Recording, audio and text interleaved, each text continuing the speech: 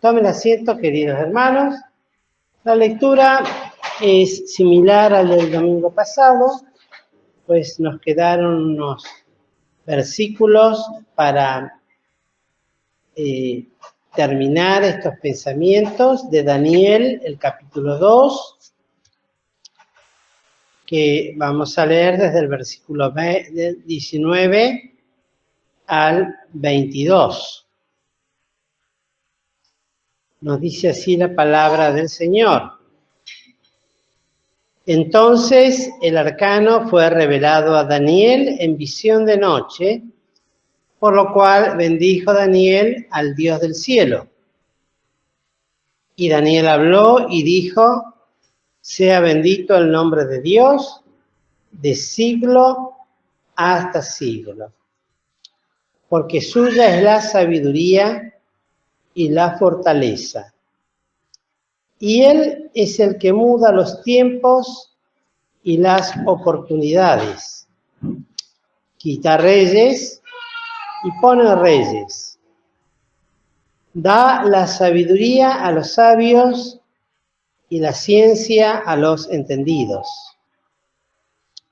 Y podemos leer el 22. Él revela lo profundo y lo escondido.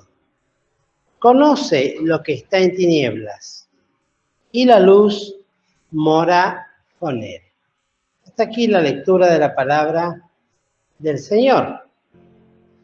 Muy bien, hermanos, por la gracia del Señor. Entonces, ahora vamos a meditar en este pasaje que tenemos.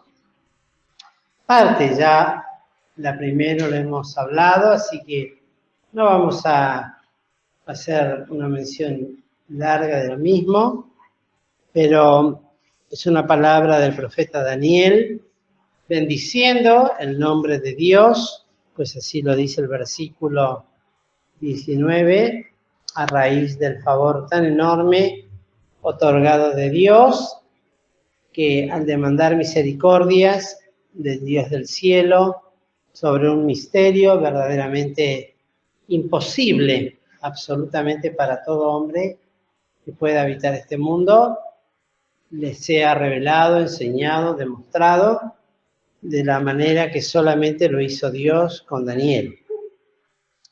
Y decíamos que en estos 3 versículos que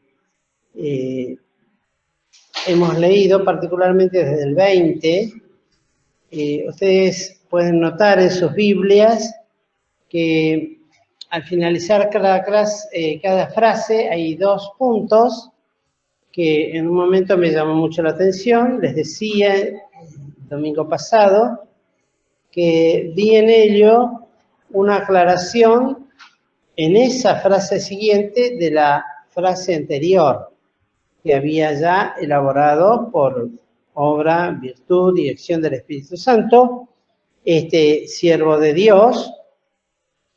Y habíamos hablado de cómo Dios habló a través de Daniel, cómo Daniel bendijo el nombre de Dios de siglo hasta siglo, o sea, por toda eternidad. Es el deber de todo hijo de Dios de hacer mención de la gloria. Y una frase que siempre repito y que no hay creyente que no la sepa, aquella que dice: porque bueno es Jehová y misericordioso, y su misericordia permanece para siempre. Y la realidad es esta, que es bendito, de siglo hasta siglo. Siempre que el hombre, más aún el creyente, el Hijo de Dios, eleve su oración a Dios Padre, por el nombre del Señor Jesús, su oración debe estar imbuida, bañada, adornada y sumamente enaltecida con este propósito de bendecir el nombre de Dios, porque es bueno y porque para siempre es su misericordia. Luego decíamos, luego del segundo, 2 puntos, en el capítulo 20, decía: porque suya es la sabiduría y la fortaleza. Y algo que no pudimos hacer el domingo pasado, pero lo vamos a mencionar, espero que rápidamente este domingo, esta tarde, donde uno de los pasajes más extensos, aunque el apóstol Pablo dice que Cristo es potencia y sabiduría de Dios en todas sus obras. Y este capítulo 8 de Proverbios menciona la voz de la sabiduría, las obras y las delicias de la sabiduría. Y todo el libro, en verdad, de los Proverbios insta al joven, pues está escrito de un sabio, hombre de Dios, con experiencia, a sus hijos, a su hijo, y para nosotros también, porque en el versículo 4 dice, oh hombres, a vosotros clamo, y mi voz es a los hijos de los hombres. O sea, para todas las generaciones, la sabiduría de Dios es la que clama. Venía a mi corazón, pues lo hace de los altos cabezos, junto al camino, en las encrucijadas de las veredas, se para en lugar de las puertas, a la entrada de las ciudades, a la entrada de las puertas da voces. Y recordaba la voz del Señor Jesucristo cuando se paraba en medio de la ciudad y clamaba a las almas, a todos aquellos sedientos que tuvieran sed, que vinieran a Él, que Él les daría de beber el agua de vida. Ese es el propósito siempre de la sabiduría de Dios para con los hombres y los hijos de los hombres, y entiéndase también que para los creyentes, no solamente para los incrédulos, es necesario entender esta sabiduría bendita que aquí Daniel la define como que es de Dios. La verdadera sabiduría es la que desciende de lo alto. Bien lo describe también Santiago cuando menciona la sabiduría, qué distinta que es a la sabiduría de los hombres. Si quieren lo podemos comparar, nada más leyéndolo en Santiago, cuando habla de la sabiduría que es de los cielos y la que es de los hombres. Fíjense la que es de los hombres, la sabiduría humana. Y entiéndase esto, toda clase de sabiduría que el hombre quiera poner o presentar frente a Dios y darle preeminencia antes que la sabiduría de Dios. Nos dice que la sabiduría no es la que desciende de lo alto, sino terrena, animal y diabólica. Toda sabiduría, por lo tanto, que no es de Dios, tiene estas tres características. Primero es terrena, es elaborada, formada, hecha aquí en la tierra por la mente del hombre, en su mayor expresión, por más que se crean los más sabios o entendidos, o como dicen vulgarmente, los sabiondos de este mundo. Sin embargo, tiene esto, es terrena, y no deja de ser terrena y no puede trascender lo terreno, lo que le ha sido mostrado, lo que conoce, lo que puede tocar, ver, palpar y suponer en su febril imaginación, lo cual generalmente eso se lo denomina como hipótesis o utopías, y muchas de esas cosas son teorías, no han sido comprobadas realmente, por más profundas que sean. Tal vez en un pizarrón matemáticamente puedan ellos pretender que resuelven cosas que nunca les han sido reveladas. Lo cierto es que es terrena, eso significa terreno.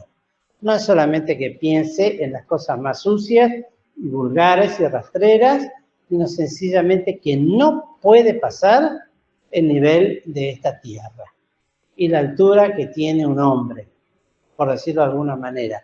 no ha de pasar nunca sus pensamientos más que eso. Es animal. ¿Animal por qué?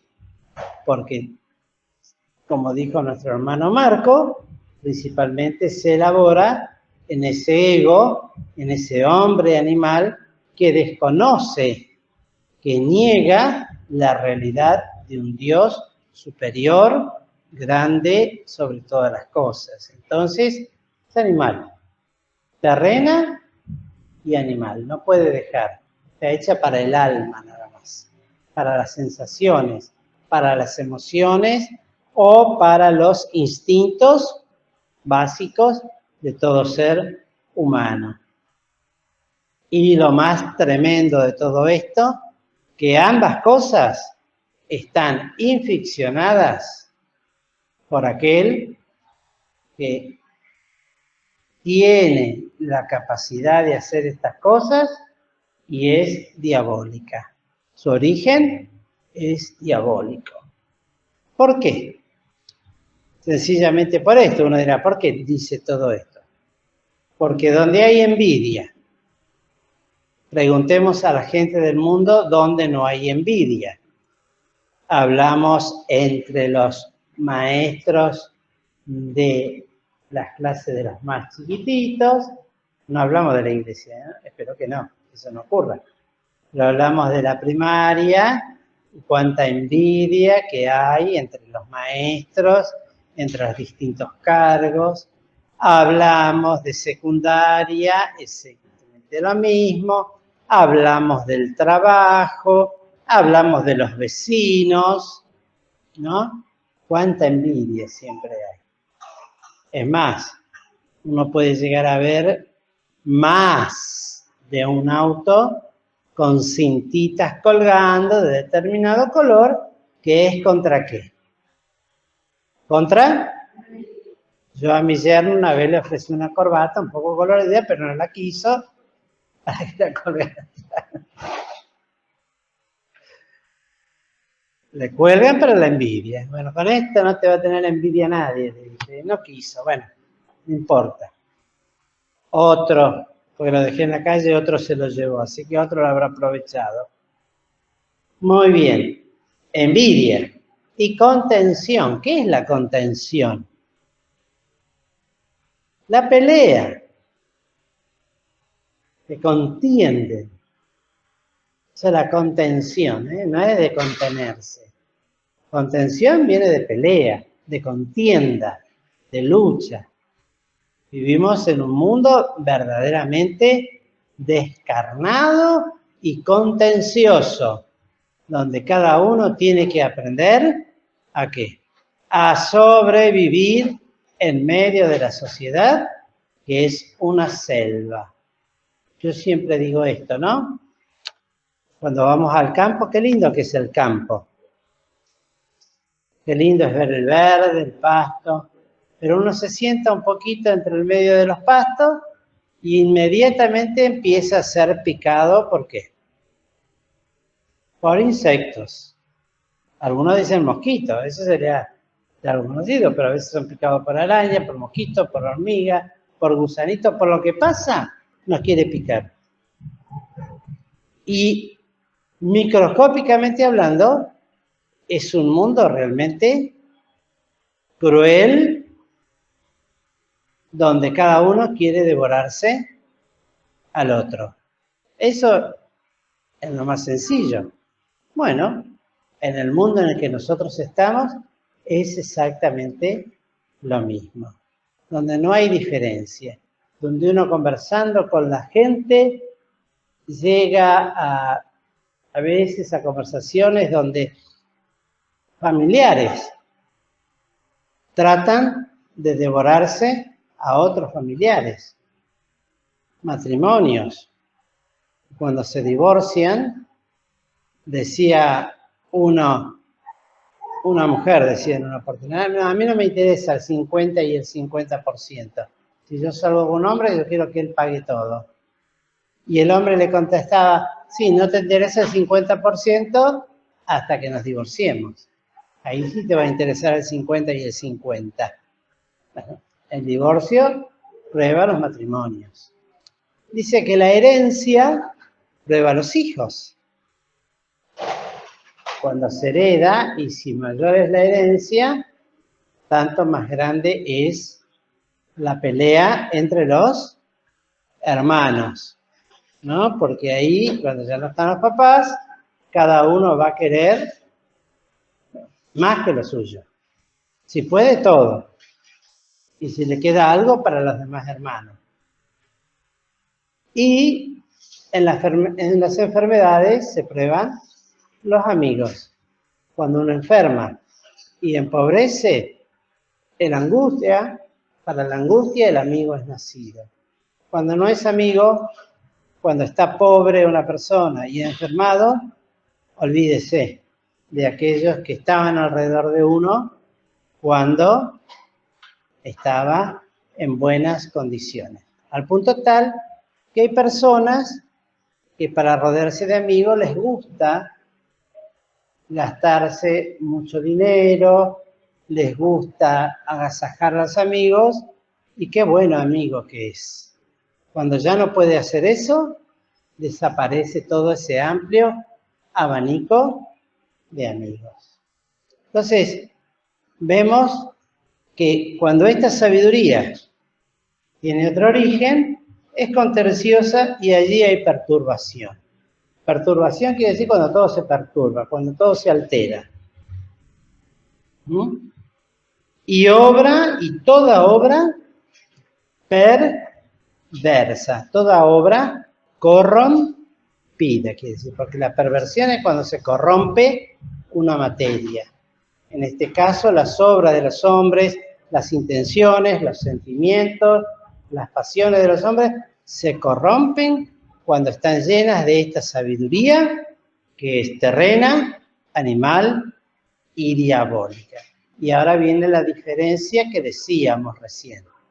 Para entenderlo claramente, más la sabiduría que es de lo alto, por eso tenemos que ver la diferencia de lo que es un hombre sabio de Dios a cuando es un hombre sabio de este mundo.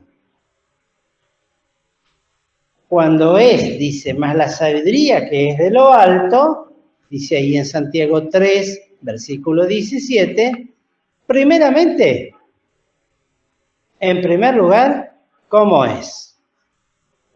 Es pura. ¿Qué significa pura? Es limpia. Es así como es sincera, es íntegra, es pura. No hay dobleces, no hay intereses contrapuestos a esto, o intereses solapados.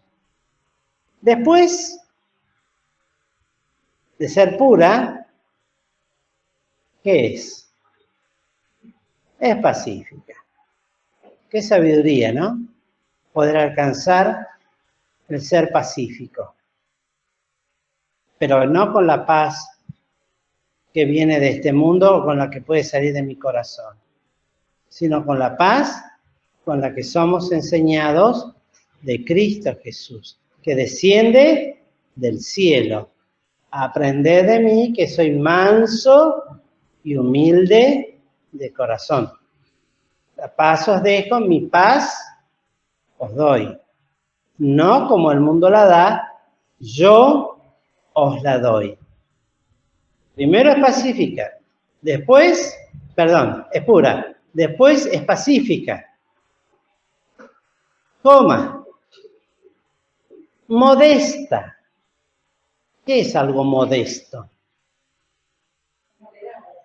Modesto, que no ostenta, moderado, que no hace alardes de eso.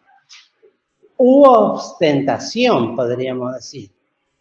Como quien diría, o como yo tengo un dicho, si hay algo que a mí me carcome es la humildad. ¿No? ¿Cómo va a carcomer la humildad?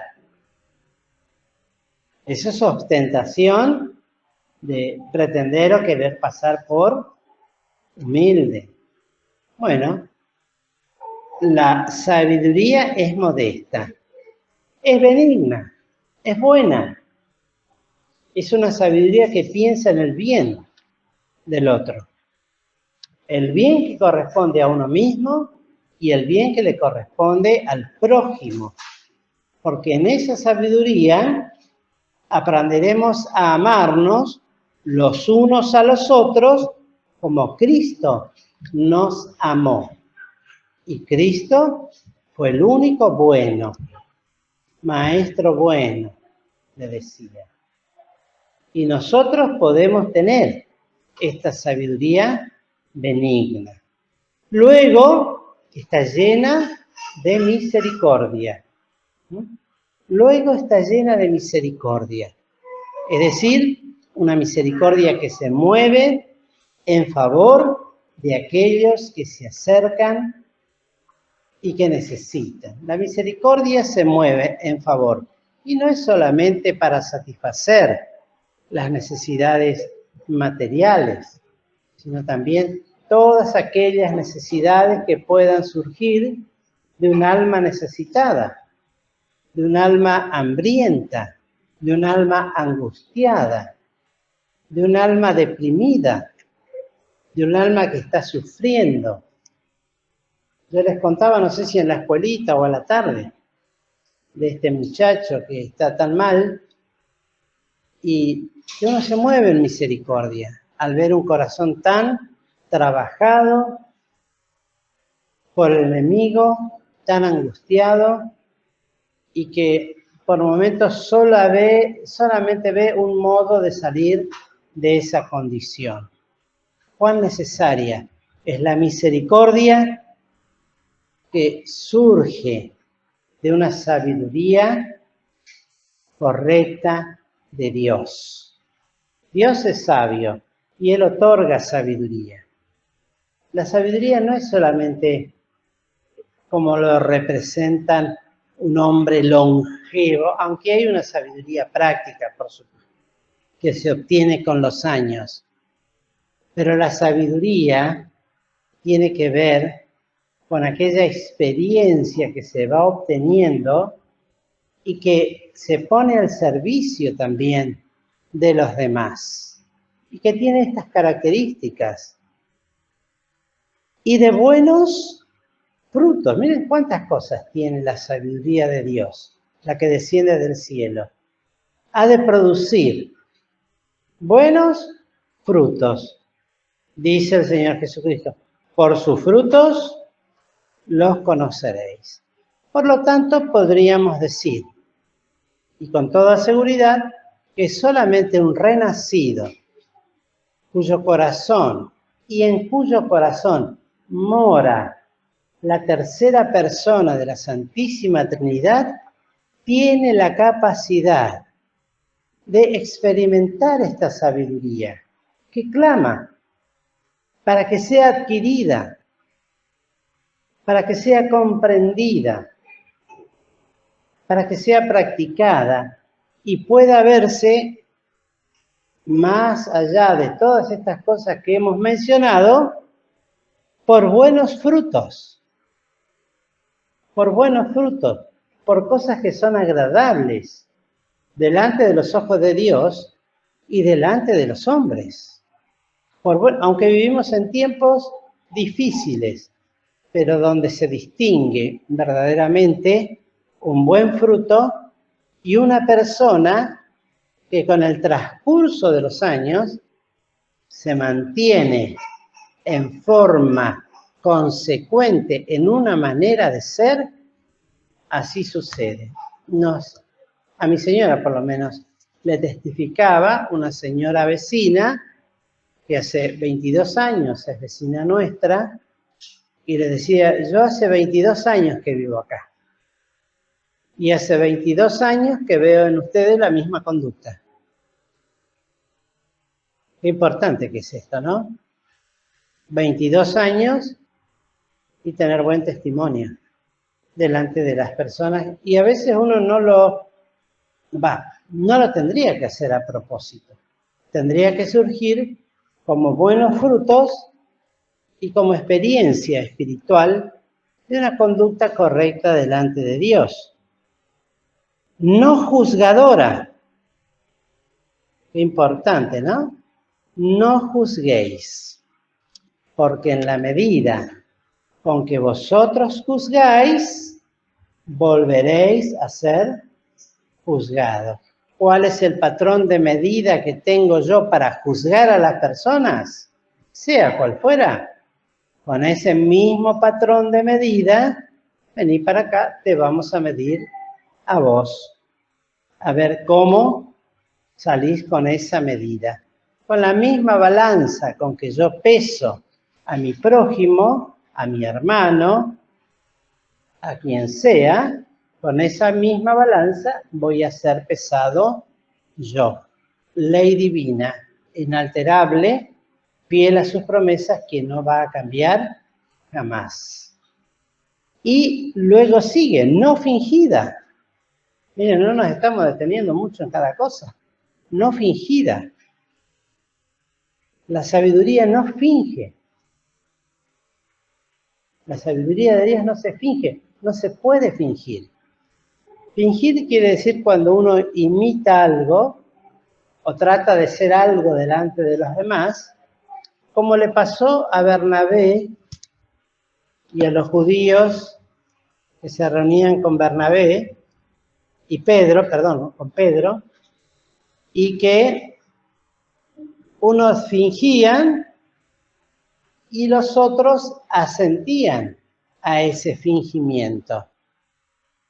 Y Pablo los tuvo que reprender, porque hay que ser de una sola manera.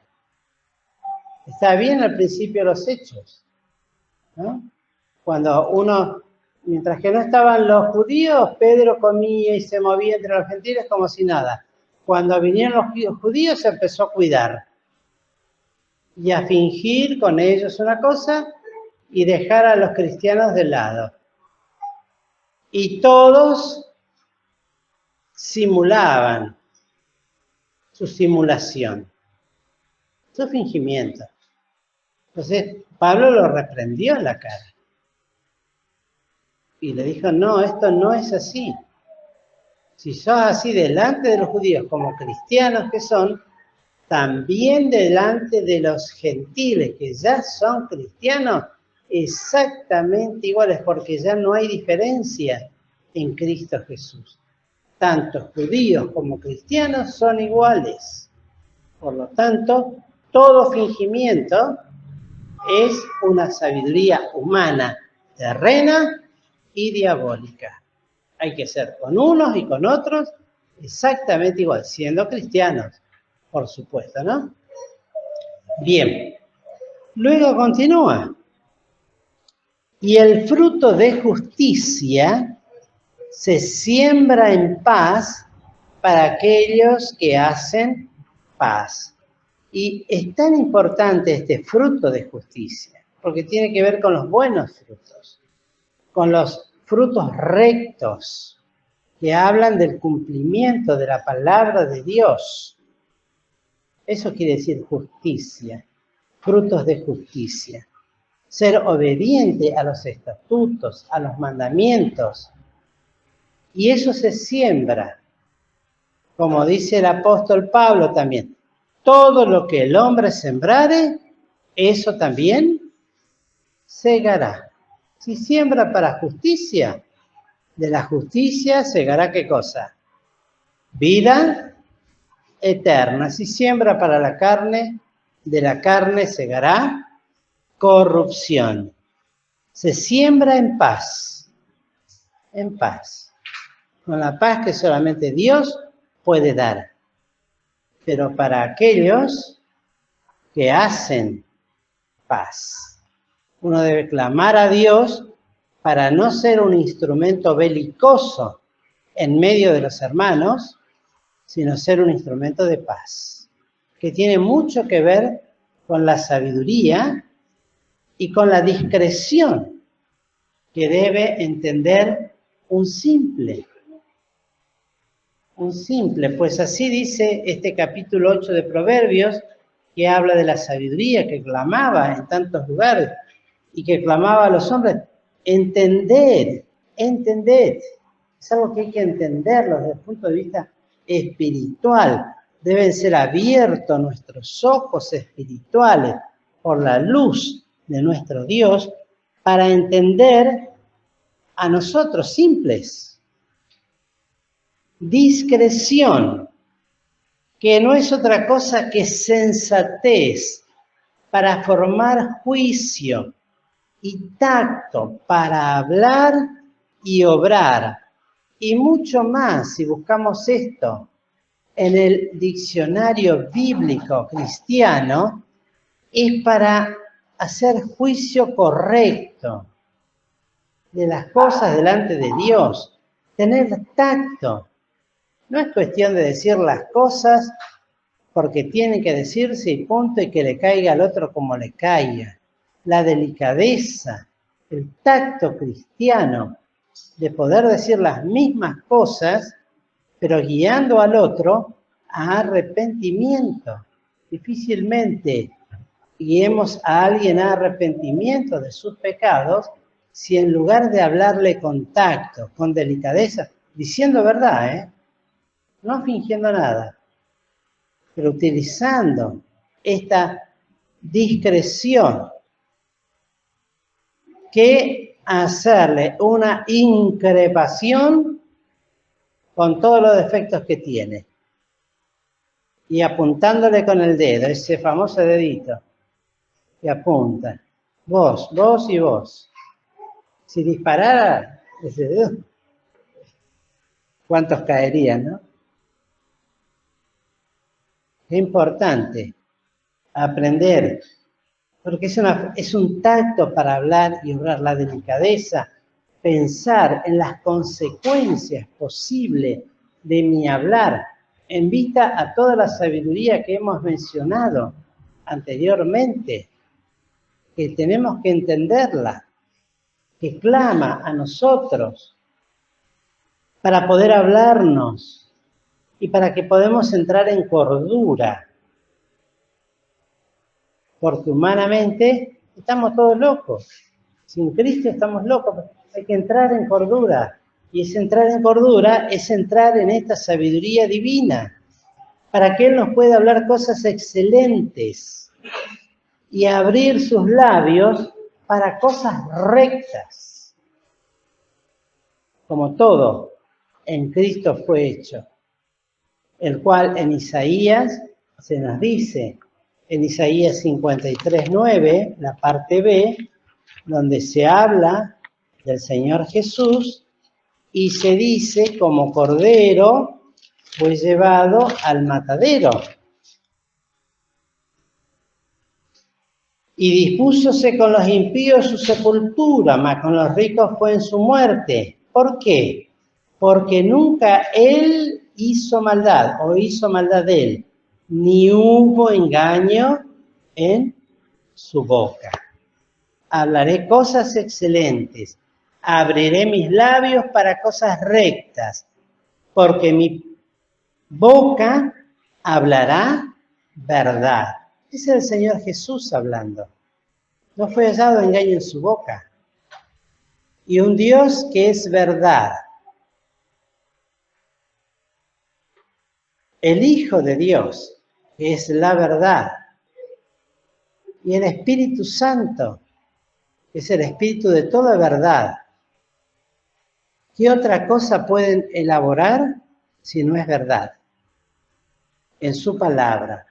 Por eso dice, hablaré verdad. Y la abominación que tiene contra los labios impíos y que actúan con esa sabiduría humana que hemos descrito. No hay en ella cosa perversa ni torcida. Por eso el Señor, cuando oró por nosotros, dijo, santifícalos en tu verdad, porque tu palabra es verdad. Todas son ellas rectas al que entiende. Para los limpios, todas las cosas son limpias. Mas para los contaminados e infieles, Ya sabemos, lo dice Tito, ¿no? Todas las cosas son sucias. Hay personas que uno le dice buen día y dice, ¿y este por qué me dijo buen día? Y ya empiezan a buscarle el lado oscuro de esa frase. Buenas tardes. ¿Por qué me dice buenas tardes? Esta mañana me dijo buen día, hoy buenas tardes. ¿Qué me está queriendo decir realmente? ¿Nunca han conocido personas así? El otro día me contaban un caso, no voy a decir nombre ni nada, pero después de no sé cuántos, 20, 25 días, le dice, pero vos la cosa que me dijiste, ¿por qué me la dijiste? ¿Por esto, por aquello, por lo otro? Y yo le decía a mi esposa, entonces hay que tener tanto cuidado con algunas personas, no con todos, por gracia de Dios, que una palabra puede ser poca y 2 palabras pueden ser muchas. Pero el que habla verdad no debe avergonzarse. Es así y punto. No estoy inventando nada. Pero lo cierto es que no hay cosa perversa ni torcida en la palabra de Dios. Son ellas rectas al que entiende y razonables a los que han hallado sabiduría. Si he hallado esa sabiduría que desciende del cielo, que no me va a hacer más sabio en la matemática, ni en el lenguaje, ni en ninguna de esas cosas. Es la sabiduría espiritual que me lleva a hacer lo recto, lo que corresponde conforme a la palabra de Dios. Y recordemos, principio de principios, lo dijimos la semana pasada, el principio de la sabiduría es el temor de Jehová y el temor a Jehová. El temor a Dios, el temor de ofenderlo, de hacer lo malo delante de sus ojos, de errar en los caminos y transitar en ellos consecuentemente. Puedo salirme del camino en un momento, pero cuanto más rápido vuelva, mejor. Tanto más rápido seré restaurado y bendecido y enseñado. ¿Y cómo se va a distinguir la sabiduría de un hijo de Dios de la sabiduría de este mundo? La sabiduría de este mundo es, vamos a escrachar, vamos a hacer lío, vamos a aprender cómo, vamos a hacer esto, lo otro, vamos a escribir las paredes.